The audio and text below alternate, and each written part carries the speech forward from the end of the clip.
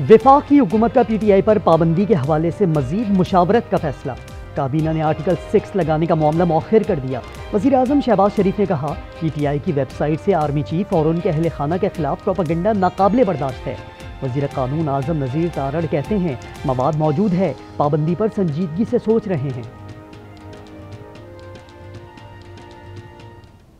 Discussion जब तक सारे जो हमारे एलाइज हैं वो ऑन बोर्ड नहीं होंगे और इस पर थ्रेडबेयर डिस्कशन नहीं होगी और इसके पॉलिटिकल और लीगल दोनों एंगल्स जो है वो पूरी तरह थ्रैश नहीं होंगे, रेफरेंस तब तक जाहिर नहीं जाएगा।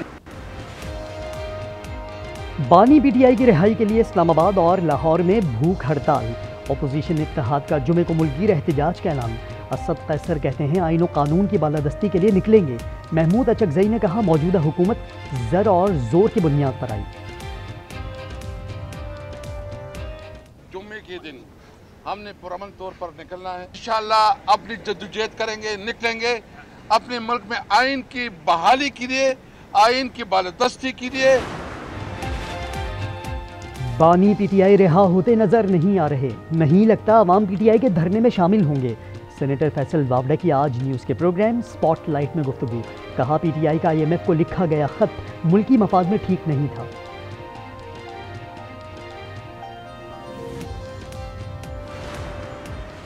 The Memogate case was not a case which should have been taken up by the Supreme Court. It was encroachment upon the domain of the executive. An elected Prime Minister was disqualified from his office. That was not the function of the Supreme Court. मुंतखब वजीर आजम को हटाना supreme court का काम नहीं। चाहता हूं जब भी मार्शल लॉ का खतरा हो अदालतें खुली हों। जस्टिस अतहर मिनुल्लाह का न्यूयॉर्क बार से खिताब। कहा, काश 5 जुलाई और 12 अक्टूबर 1999 को भी अदालतें खुली होती।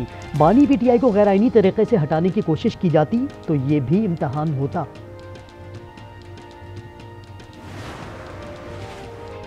पंजाब असेंबली का 18 करोड़ की गाड़ियां खरीदने का फैसला। फाइनेंस कमेटी ने मंजूरी दे दी। स्पीकर के लिए 10 करोड़ की imported land cruiser, deputy speaker और सेक्रेटरी असेंबली के लिए फॉर्च्यूनर खरीदी जाएंगी। 3 करोड़ के 2 वीगो डाले भी स्पीकर की सिक्योरिटी के लिए खरीदे जाएंगे।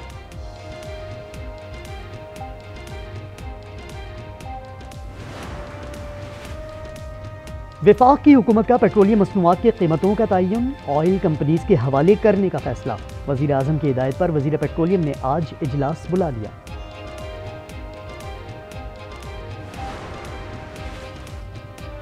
कैपेसिटी पेमेंट्स के खिलाफ आवाजें तेज। कराची के ताजिरों का अलामती हड़ताल का ऐलान। MQM की सिंध असम्बली में करारदाद। मुस्तफ़ा कमाल बोले, कैपेसिटी पेमेंट्स के साथ पाकिस्तान नहीं चल सकता। अमीर जमात इस्लामी हाफिज नईमुर रहमान बोले, IPPs के मुआहिदों को नहीं मानते। आज बिजली हम पैदा ना करने वाली कंपनीज को बिजली ना बनाने के पैसे दे रहे हैं और वो पैसे भी डॉलर में दे रहे हैं। वो सारा कुछ ऐड करके उन बिजली के बिलों में सरकारी आम कंज्यूमर, रेजिडेंशियल और इंडस्ट्रियलिस्ट को वो बिल के पैसे लगाकर दे रहे। ये है मसला सर। जो बिजली हमने खर्ची नहीं की होती बल्कि जो बिजली बनी नहीं होती उसकी पेमेंट भी पाकिस्तानी कौम से टैक्सों की मद में, बिजली के बिलों की सूरत में और उनके ऊपर टैक्सों की सूरत में वसूल किए जाते हैं। नेपाल, फलस्तीन, लीबिया और सोमालिया के पासपोर्ट पाकिस्तान से बेहतर करार। भारत और बांग्लादेश भी पाकिस्तान से ऊपर। दुनिया के ताकतवर तरीन पासपोर्ट्स की नई दर्जाबंदी जारी। ग्रीन पासपोर्ट आखिरी 5 ममालिक में शामिल। सिंगापुर सर-ए-फहरिस्त।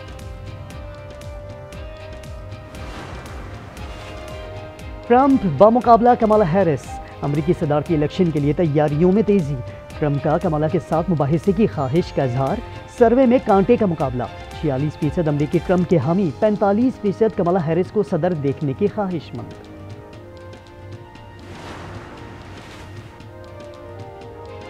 मशरिक़ वस्ता के दहशतगर्द अमरीका और इसराइल से जंग में हैं। नेतन्याहू का अमरीकी कांग्रेस से खिताब। मजलूमियत का रोना रोते रहे। ट्रंप आज इसराइली वज़ीर आज़म से मिलेंगे। अमरीका भर में मुजाहिरे। नेतन्याहू के होटल के बाहर मुजाहिरीन का प्रोजेक्टर के जरिए नेतन्याहू की गिरफ्तारी का मुतालबा।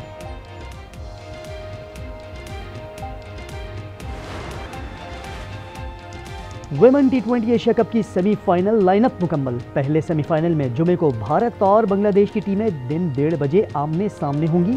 पाकिस्तान विमेंस दूसरे सेमीफाइनल में शाम 6:30 बजे श्रीलंका का सामना करेगी।